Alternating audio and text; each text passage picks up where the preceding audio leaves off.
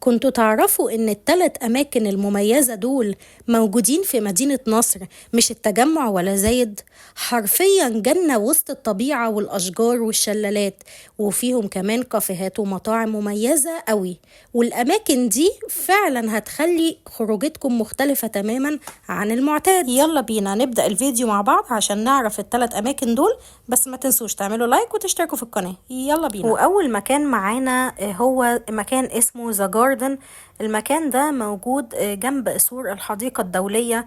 حرفيا من واحنا واقفين قدامه كده بنحاول نصوره كده من قبل ما ندخل المكان، حسينا كده ان احنا نزلنا التجمع، الرحاب، زايد، مدينتي. من اول بقى مداخل الديكورات فلقيناها روعة.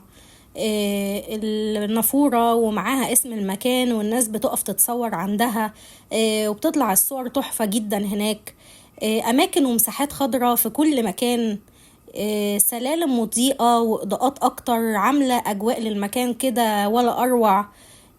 مش بس كده، ده حتى الديكورات بتاعة الكافيهات والمطاعم رايقة وشياكة كده. انا وانا واقفه هناك حسيت لوهله كده للحظه ان انا في حاجه في التجمع زي ما قلت لكم، او في اوبن اير مول مدينتي. كنت عملت عنه فيديو قبل كده، لو حابين ترجعوا له موجود على القناه، وهسيبه لكم برضو اللينك بتاعه تحت في اول كومنتس مثبت. مكان فعلا هتنبسطوا بيه جدا وينفع لشغل الصبح، مع لابك كده، تقعد على اللاب وتشتغل كده مع قهوتك الجميلة وتسمع كده ميوزك رايقة. ممكن كمان ينفع للصحاب، لقينا صحاب كتير جدا لما نطلع فوق شوية بشوية على الدرجات اللي هي العالية ناحية الكافيهات والمطاعم نفسها. هتلاقوا ان المكان فعلا زحمة جدا، مش زي مثلا من الدور اللي هو اللي احنا فيه دلوقتي. ينفع كمان للعائلات. كان في زي كوبري كده، الكوبري ده اللي احنا بنطلع عليه درجة بحيث نوصل بقى للمطاعم والكافيهات. وانتوا في يعني الفكرة دي بجد عجبتني جدا، لان هم الكوبري اللي هم عاملينه ده لما بتيجي بتطلع عليه علشان تطلع درجة لفوق للقعدات والمطاعم والكافيهات، بتكون شايف كل المساحات الخضراء من فوق. فبجد فكرة روعة جدا ان انت تحس ان انت كده قاعد على حاجة عالية شوية. بيفكرني برضو شوية بالماسة بتاع مدينة نصر، كنت عملت عنه برضو فيديو قبل كده لو حابين ترجعوا له.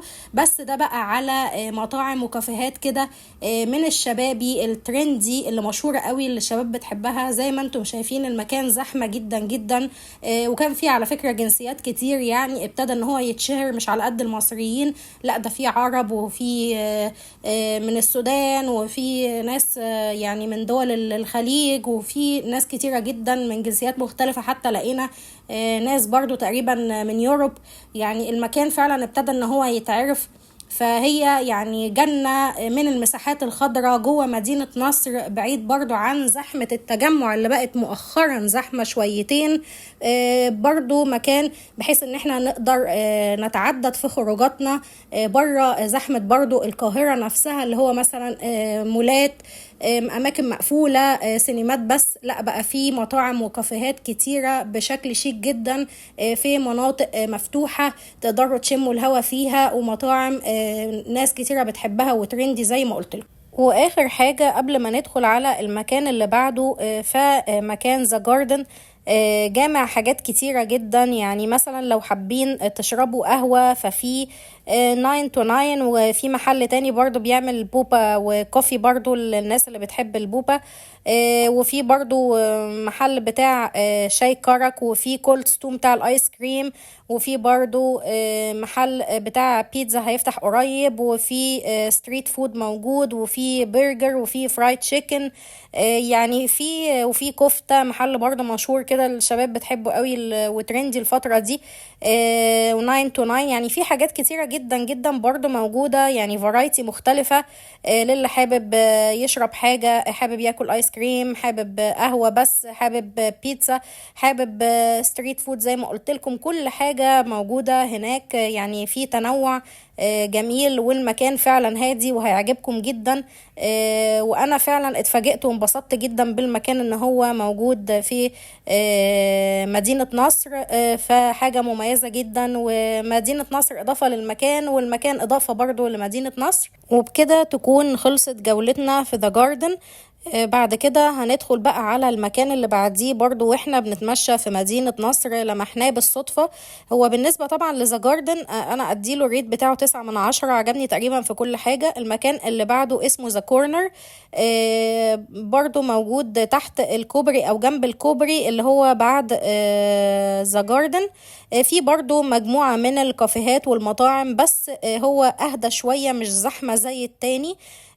وفي نفس الوقت برضو يعني مش عارفه اجيبها لكم ازاي، بس اقصد ان الذا جاردن اكتر فيه مطاعم وكافيهات ترندي اكتر وبراند مشهوره وتريد مارك كده معروفه.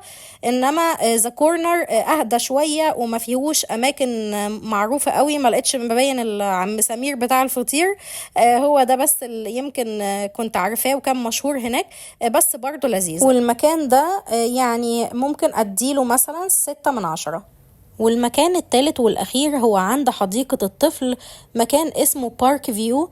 ده برضو مكان فيه مطاعم وكافيهات على مساحات خضراء، بس الفيو هناك مختلف شوية، والمكان رايق وهادي قوي قوي. وبرضو فيه كافيهات ومطاعم مشهورة قوي. هندخل المكان مع بعض دلوقتي. ده طبعا زي ما انتم شايفين اهو بارك فيو، ده الانترنس بتاع المكان. يعني فيه برضو اماكن جميلة جدا جدا، ويعتبر ده المكان برضو اللي عجبني اكتر من اللي قبله شوية اللي هو ذا كورنر.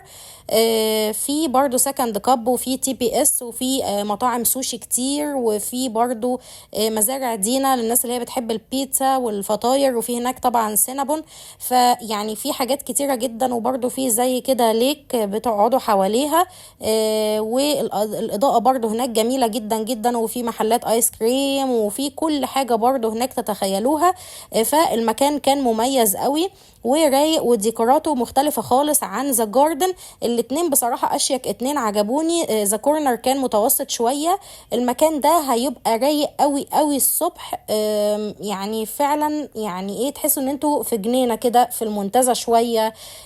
يمكن اهدى شوية من ذا جاردن، لكن ذا جاردن شبابي اكتر، انما ده على اهدى شوية ورايق كده، وفي برضو ليك كده في النص. يعني الاولاني كان مساحات خضراء ونافورة صناعية، ده فيه ليك ومساحات خضراء، فلذيذ جدا. والمكان برضو ده عجبني قوي، واديله برضو 9/10.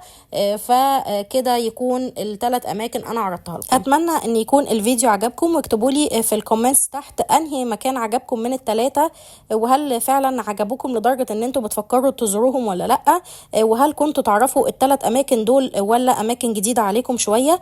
هستنى الكومنتات بتاعتكم تناقشوني كده وتعرفوني الدنيا فيها ايه معاكم، وانتوا فعلا رحتوا الاماكن دي ولا لا، وعارفينها ولا لا، وعجبتكم ولا لا. ما تنسوش بقى تعملوا لايك، لان ده بيفرق معايا كتير وبيشجعني اكتر ان انا استمر واعمل لكم فيديوهات اكتر. وتعملوا سبسكرايب للقناة، تشتركوا في القناة وتفعلوا الجرس عشان يوصل لكم كل جديد من قناتي، وتاخدوا معايا كل الجولات الجاية ان شاء الله. ميرسي جدا ليكم، اشوفكم في فيديو جديد. باي باي.